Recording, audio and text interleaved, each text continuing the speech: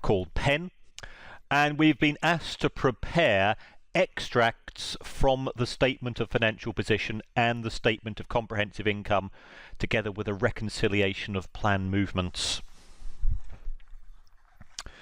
So what I'm going to do, I'm going to start off with my workings because this is the movement in the assets and liabilities. So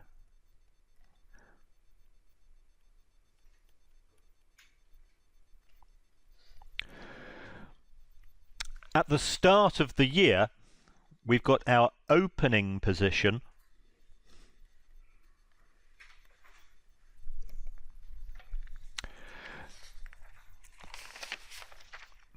and we've got plan assets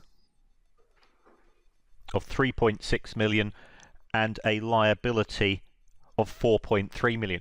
So therefore, in the statement of financial position at the end of the previous year, we would have been showing a net pension liability of 700,000.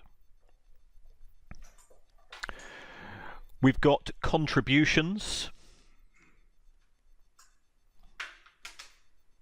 So that's going to be credit cash and debit our scheme assets by 550. We have some pensions being paid. Now remember, the pensions are paid by the pension fund itself. So that's going to reduce assets by 330, and it reduces what we owe to the pension employees by 330 as well.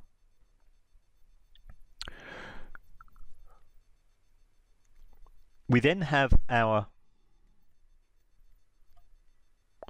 return on assets, and we use the estimated figure in our initial set of calculations. So we're told that the rate on high quality bonds is 8%.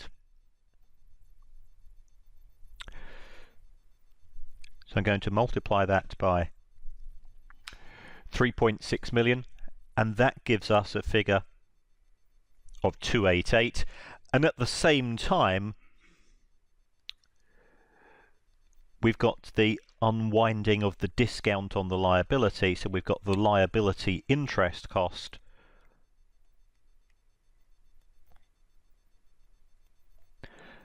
and that's going to be 8% of 4,300. That works out as 344. During the year, 5 staff were made redundant. Now we normally refer to this as a curtailment of their pension entitlement. So we have a curtailment cost. And you always recognize the curtailment cost immediately,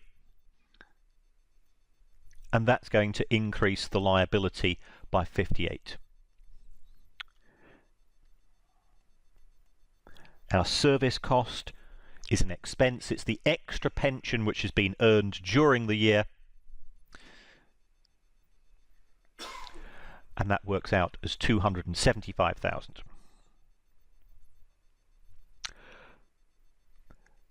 So this will allow us to determine our estimated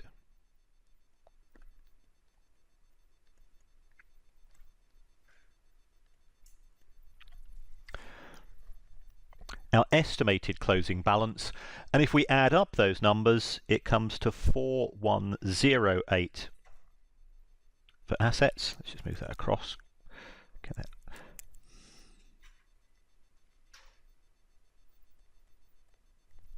And if we do the same for liabilities, it comes to 4647. We're told that the actuary valued the plan liabilities at 4.54 million, so we've got our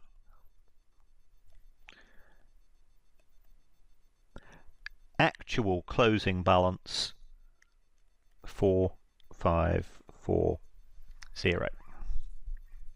But we're not given the actual closing balance for the assets. But we are told in the question that if you take a look at note 4, we've got the yield on high quality corporate bonds was 8% and the actual return on plan assets was 295. So what I'm going to do here is I'm going to replace, because we know what our opening balance is, we know the actual level of contributions, we know the actual pensions paid. So what I'm going to do is I'm going to replace the estimated return on assets with the actual return on assets, and that will give me my actual closing balance. So my actual closing balance is going to be 3,600 plus 550 minus 330 plus the actual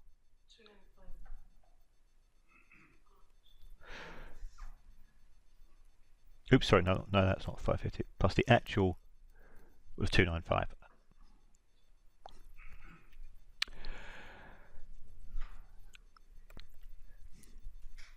So that gives us a figure of 4115. This allows us to determine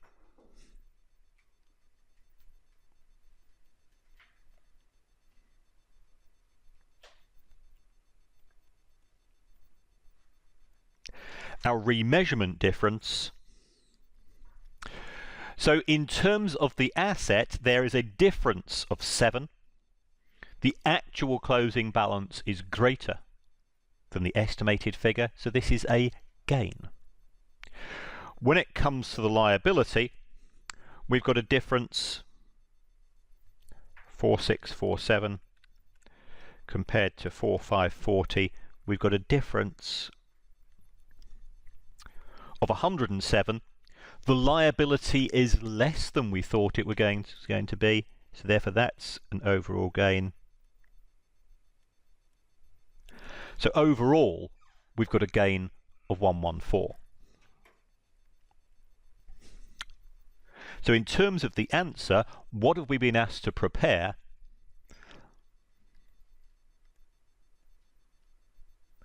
In the statement of financial position,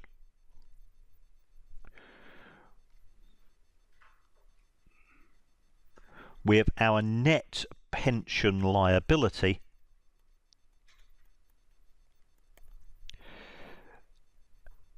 and that is 4540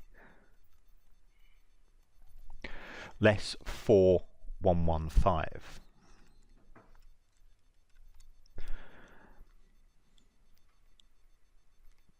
So that gives us a figure of 425.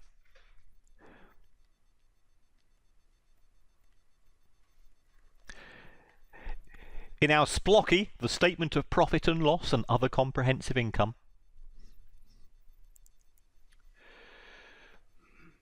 in respect of the pension, we would normally split it down into its components.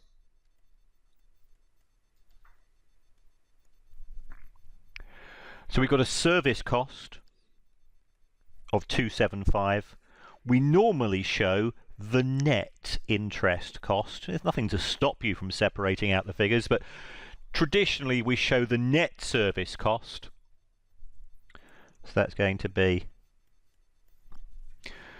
the interest cost of 344 less the estimated interest income of 288.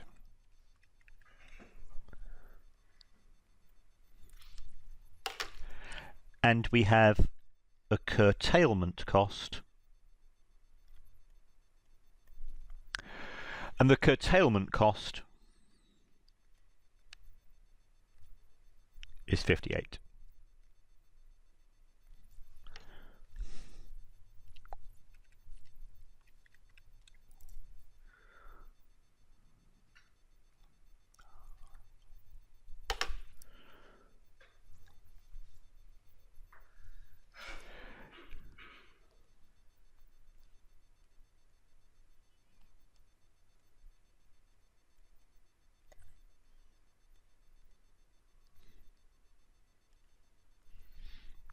Then in other comprehensive income,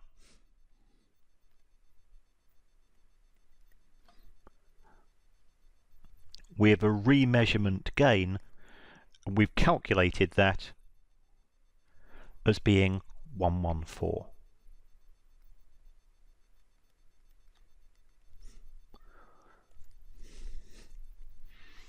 So that's how to go through the mechanics. And realistically, we're looking at around probably about 6 marks for that if this was part of an exam.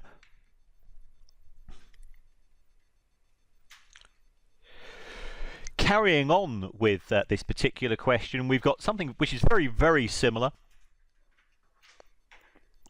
Different company name. This one's called Sion or Scion. We're immediately told that we have a defined benefit plan. I'm going to take a similar approach.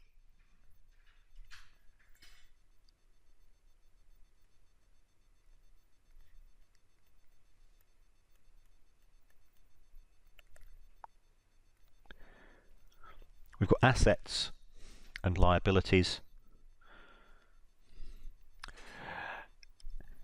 And on the 1st of the 1st X8,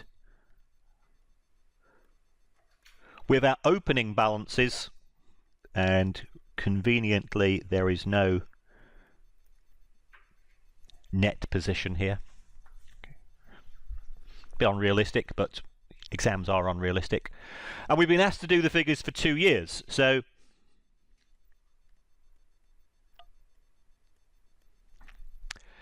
our service cost for 2008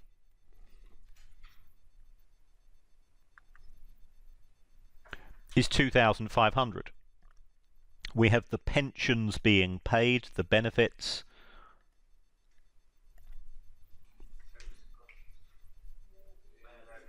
Oh, sorry, liabilities. So that's going to be debit statement of profit and loss. We have the pensions being paid.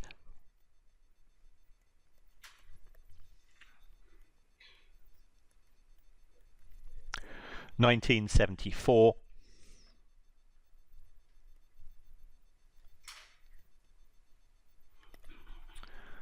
We've got the contributions being paid.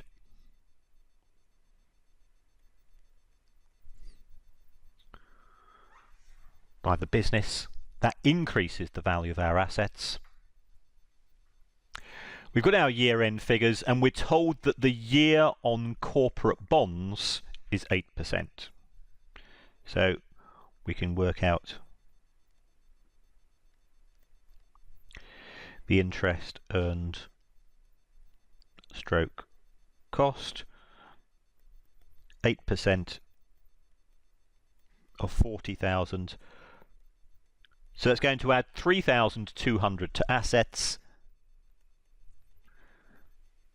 Oops, and 3,200 to liabilities.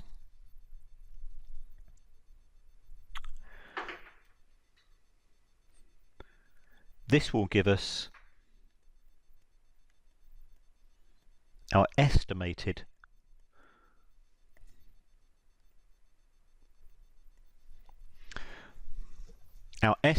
closing balance, 43226 and 45726. We then compare those figures to the actual closing balances, which the examiner must realistically have to give you in the question, or give you the tools to calculate that in the question. Certainly for liabilities, he'd have to give you that figure.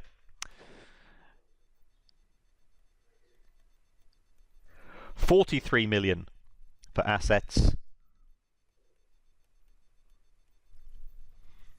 and $46 million for liabilities.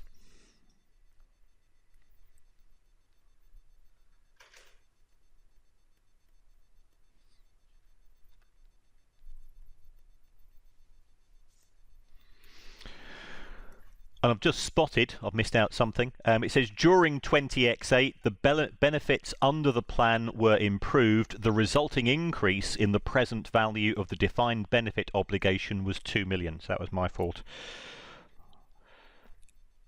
So we would call this an enhancement of 2 million. Now, if you do an enhancement, it is important that you check to see the dates when these things happened.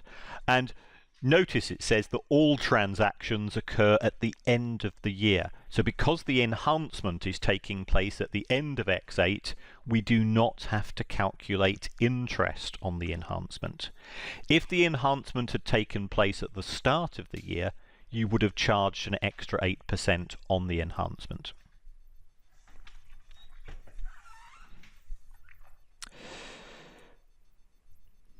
And that figure of 45726 is correct.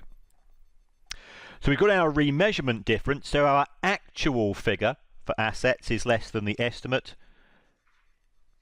So we have a remeasurement loss of 226. And in respect of liabilities, liabilities are greater than the anticipated figure. So we have a loss here of 274. Add those two together, and we have an overall remeasurement loss of 500.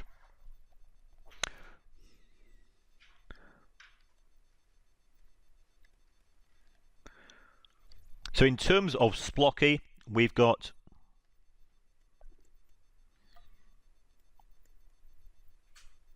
our pension expense, which is the current service cost,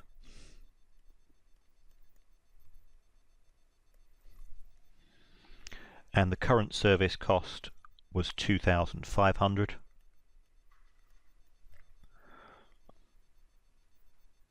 The net interest cost was 0. Be unrealistic, but it doesn't matter as long as it is important. Now, it is important that even if it's a 0, we put it in as a 0, because that's telling the examiner, it's telling the marker that you understand how to account for that particular issue. So zeros can still earn you marks. And we've got our past service cost, or our enhancement, whatever you want to call it, and when you recognise that immediately as a figure of 2,000.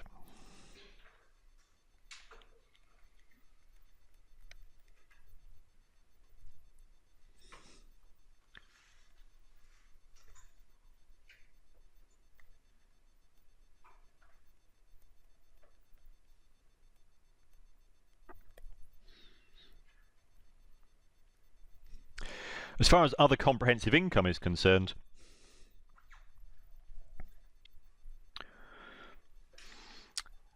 we have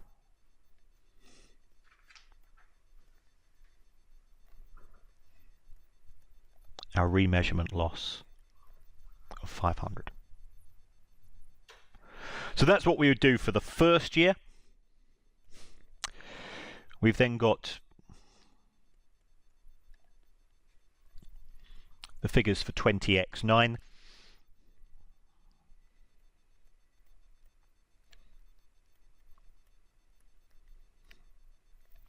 For assets and liabilities. We start off with our balances brought forward, and those are going to be the actual figures. And actually, I forgot one thing to put into my answer, which was in the statement of financial position.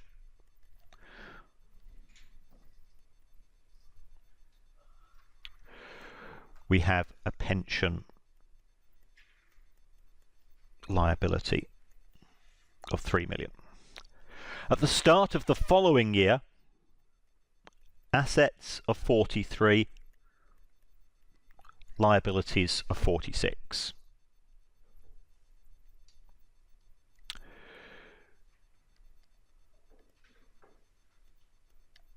We can work out interest, except the rates of interest have changed to 9%.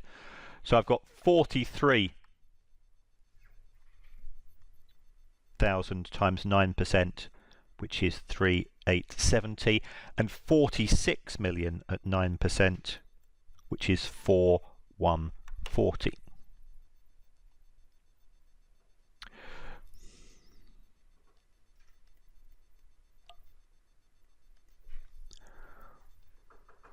Service cost is 2,860. The pension paid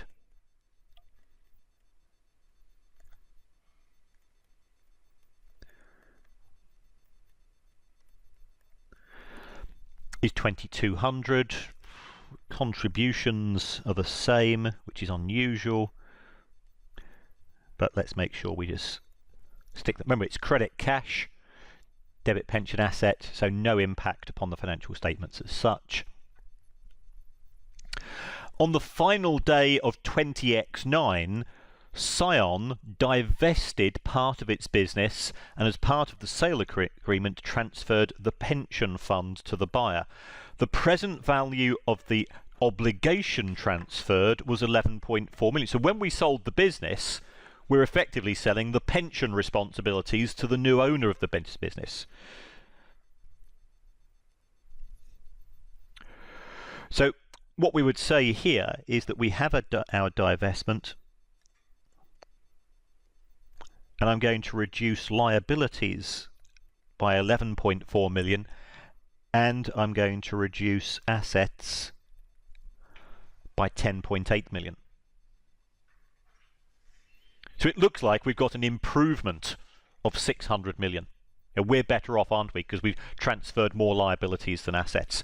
And if you do have a transfer of a scheme, you take that gain or loss to statement of profit or loss. It's part of the overall gain or loss on the sale of the asset.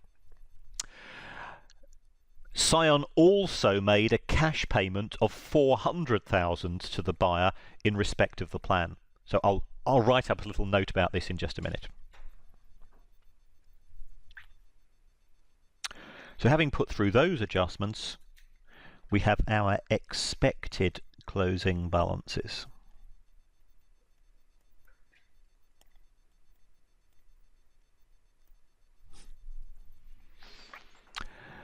And one of those is going to be 36,070, 39,400. We compare that to our actual closing balances.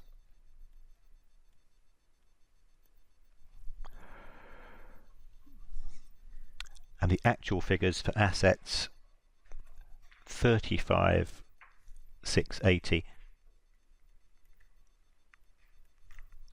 and 40,800.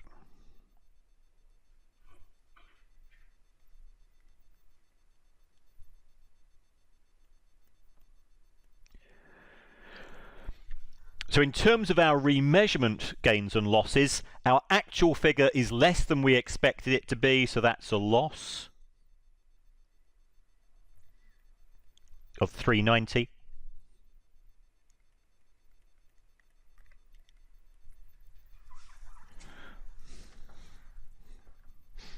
And in respect of liabilities, the liability is greater than we anticipated it being. So again, we have a loss. This time we have a loss of 1,400.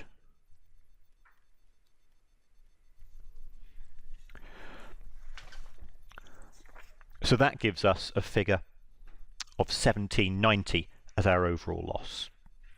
In terms of the impact upon the financial statements,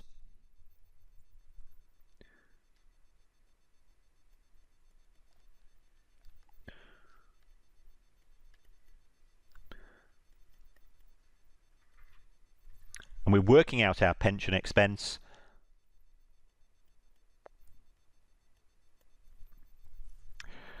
we have the service cost, and the service cost was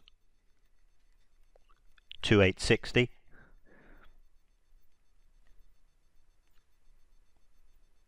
the net interest cost, we've got here net interest cost is 4,140 less 3,870.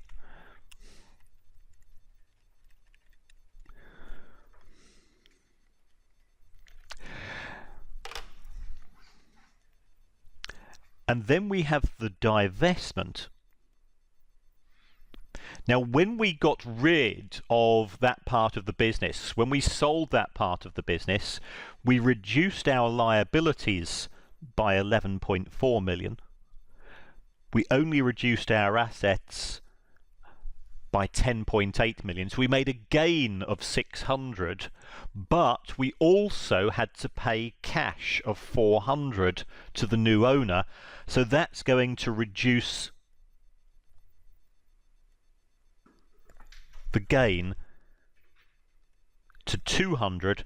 So I'm going to offset that overall gain on the loss of that part of the business from my overall pension expense.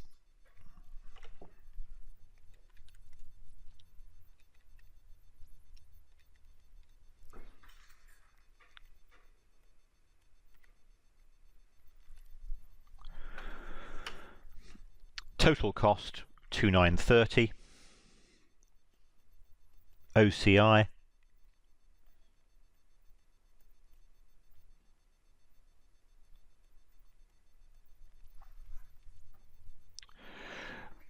with a remeasurement loss of 1,790.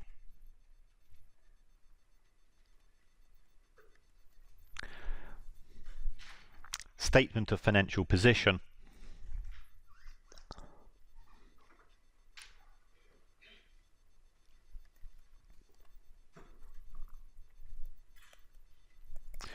With a pension liability, actual liability of 40,800 less actual assets of 35,680.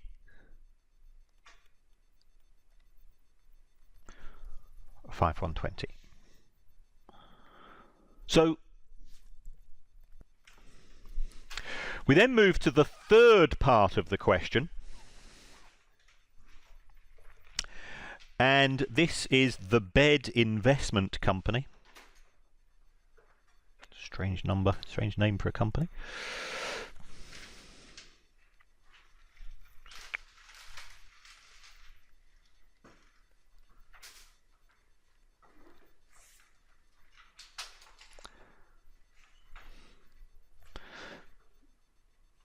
And I appreciate this is to do with financial instruments, but I think this is a very good example of a way in which we should be thinking about setting out our written answers. So we've got a contract with an M bank, and we've got a deposit of a principal amount of 10 million on which we will earn 2.5% interest, and we're going to get the money in 2 years. Interest will be receivable at maturity along with the principal. In addition, a further 3% will be payable if the exchange rate of the dollar against the Mauritanian krona equals or is equal to $1.15 to the krona. Krona, whatever you want to call it. So.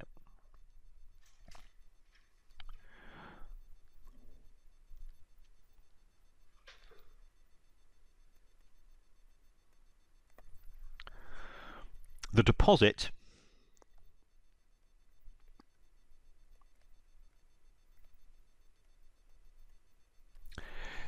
is a financial asset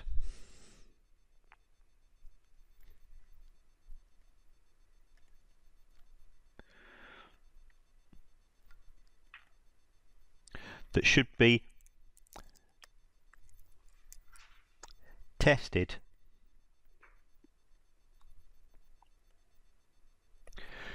using, there's two tests we look at. Using, first of all, the business model test. And the business model test says, is the company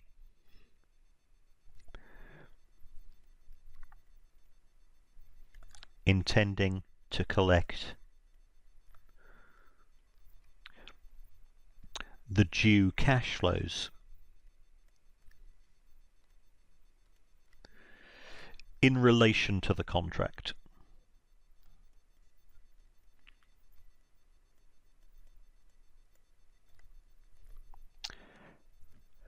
And secondly,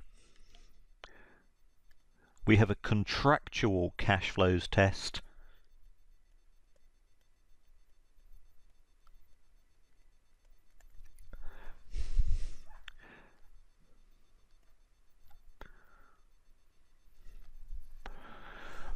Are there specified payments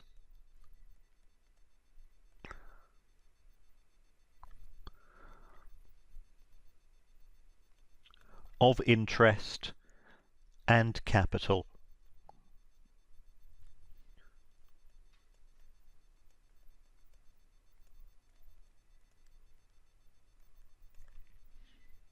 on specified dates?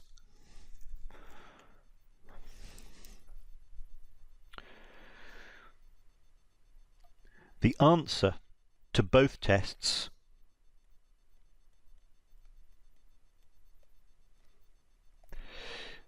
is a yes and so the amortized cost model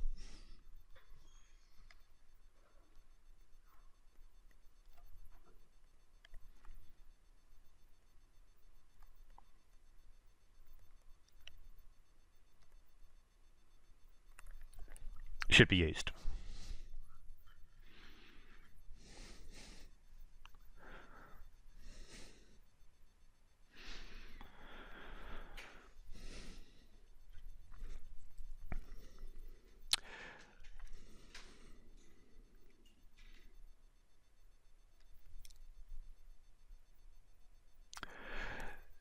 The extra 3% of interest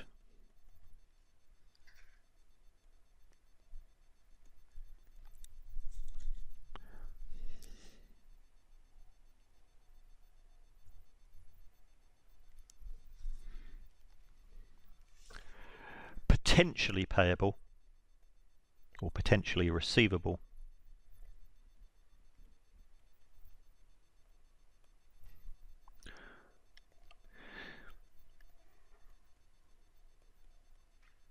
is a derivative because, and there's always 3 tests to apply in respect of a derivative, because first of all, there is no cost.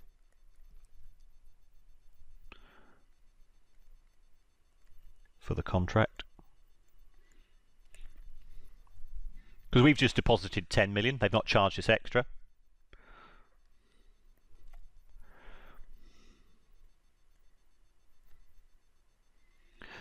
The value of the contract varies in line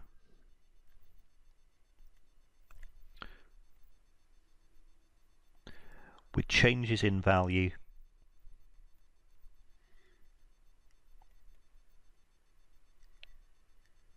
to something else, which is the exchange rate.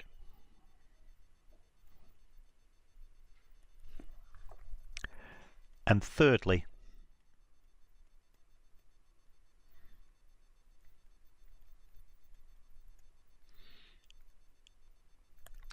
it's settled at a future date because it will be settled at the 30th of June X9. So it's satisfied all 3 tests.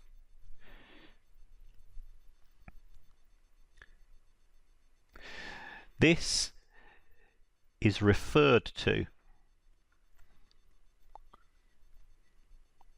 as an embedded derivative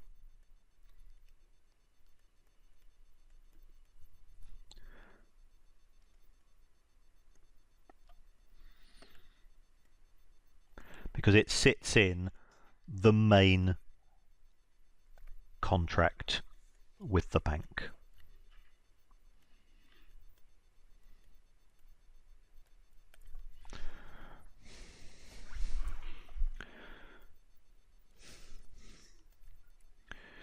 We do not separate out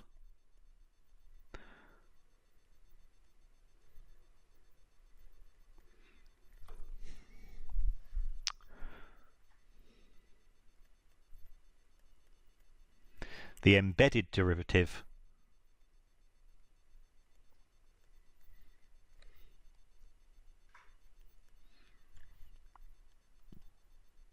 from the main contract. It's treated as a single financial instrument.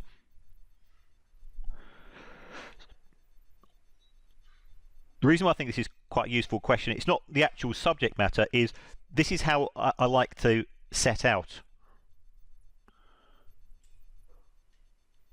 written answers. Lots of short sentences, bullet point style and approach. I try to make sure that I only have one point contained within each sentence. Because the way that the markers will be approaching the question is that they will be giving you 1 mark per point that you make.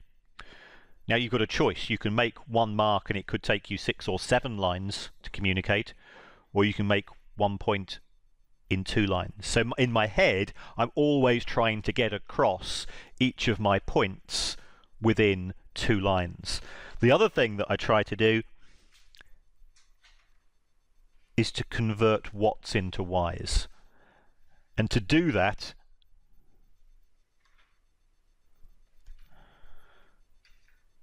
I'm using the word because. And notice here, effectively, I've got a number of becauses, and that's forcing out an increase in the content of the answer.